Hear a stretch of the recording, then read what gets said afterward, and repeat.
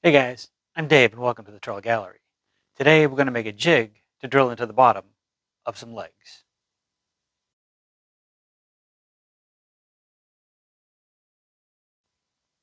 I'm in the middle of a project where I need to drill a hole into the bottom of 22 square maple legs.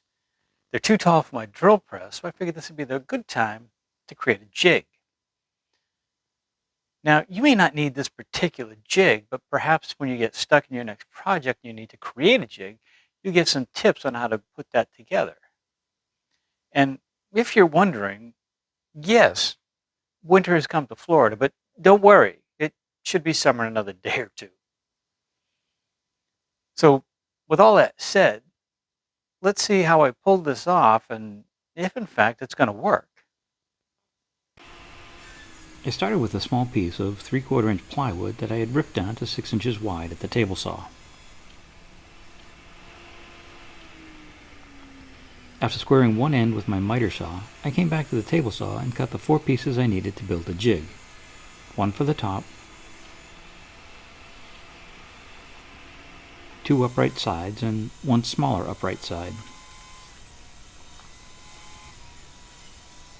With all the material cut to size, it's time for some layout work. The sides will make a 2-inch square when assembled. The small side is the correct size, and I used that to draw layout lines on the wider sides.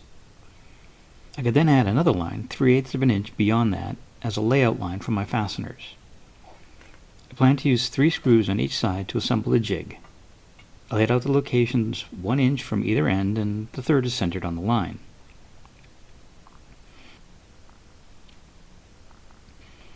I set up my drill press with a taper bit and a countersink, and set the fence so that the bit lined up with my layout line. I also set the depth so that the screw heads would be just below the surface of the ply.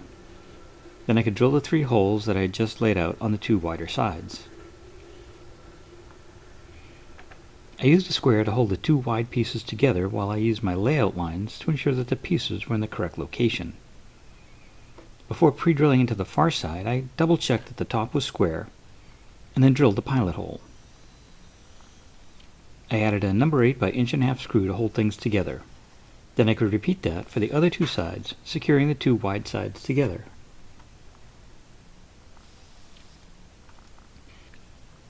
Rather than completely rely on my layout lines, I placed one of my legs in the jig, added a piece of paper to ensure things wouldn't be too tight, and then clamped the small side to the leg. Now I could pre-drill and screw as before. That single sheet of paper gives me just enough wiggle room that the legs won't bind up in the jig.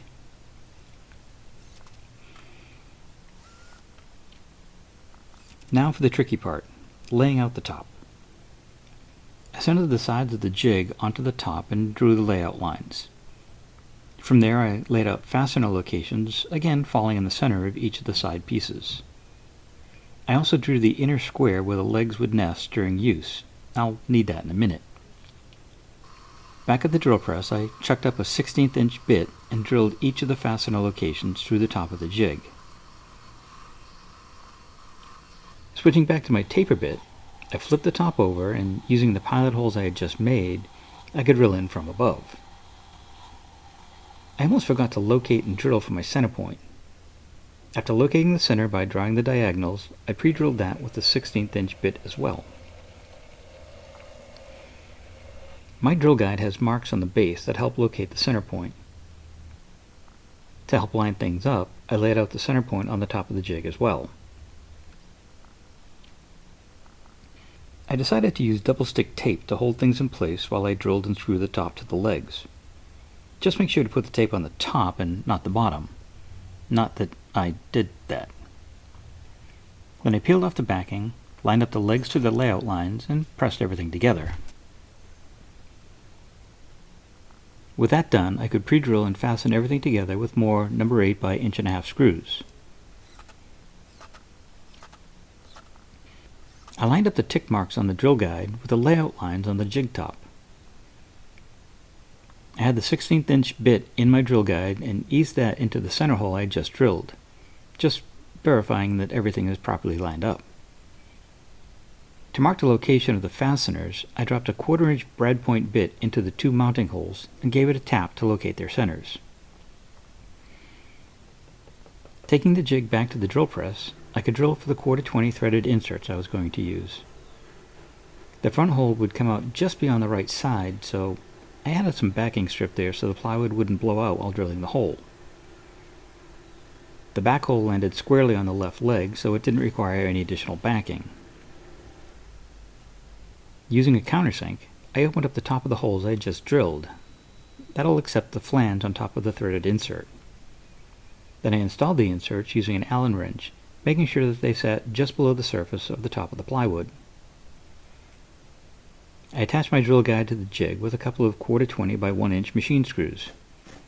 And brass isn't necessary, but it was the only fasteners I could lay my hands on. I decided to add a toggle clamp to hold the legs tightly to the jig. To do that, I started with a scrap of 2x4 that had been ripped in half and glued that in place on the side of the jig. Once the glue had dried, I secured the toggle clamp to the block with 4 1.25-inch washer-head screws. After putting one of the legs into the jig, I could adjust the length of the clamp so it would hold the legs firmly. Next, I drilled an oversized hole through the top. Not huge, but larger than the drill bit I'll be using for the legs. This should take a bit of strain off the bit while in use. I'm not usually this fussy, but the angle gauge on the drill guide doesn't always set the guide square to the base. I started by checking that my table was level, then I set up my laser level with a plumb line and used that to set the 2 legs of the guide. Once each leg was plumb, I locked down the knobs and I'm ready for a test spin. I started by marking the center point on one leg. I added the correct drill bit for my threaded inserts and clamped the jig onto the leg. And rather than run the bit all the way down, I just kissed the top to see where it was hitting. The center point of the drill looks pretty damn close to the center of the leg to me. After setting the depth stop on my drill guide, I could go ahead and make my first real pass. When everything was done, the 22 legs took me about 15 minutes to drill. And the locations and depth are just where I need them.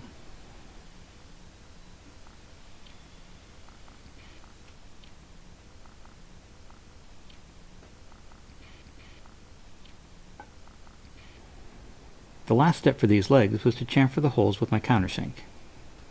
Then I could set each of the 22 inserts. On the first insert, I used an Allen wrench, but quickly realized for 22 legs, I needed to switch over to an Allen bit in my impact driver.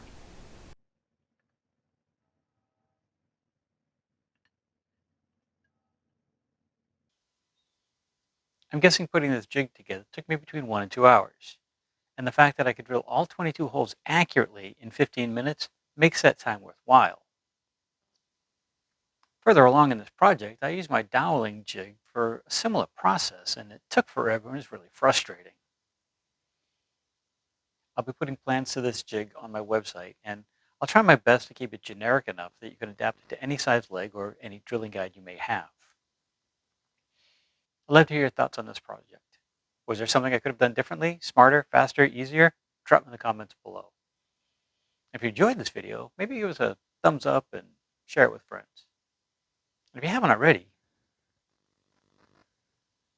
maybe it's time to hit that subscribe button and little bell so you get notified each time I put out a new video. I'm never sure what's coming up next, but I think you'll enjoy it. So with that said, guys, have a great day. Stay safe and warm. We'll talk to you soon.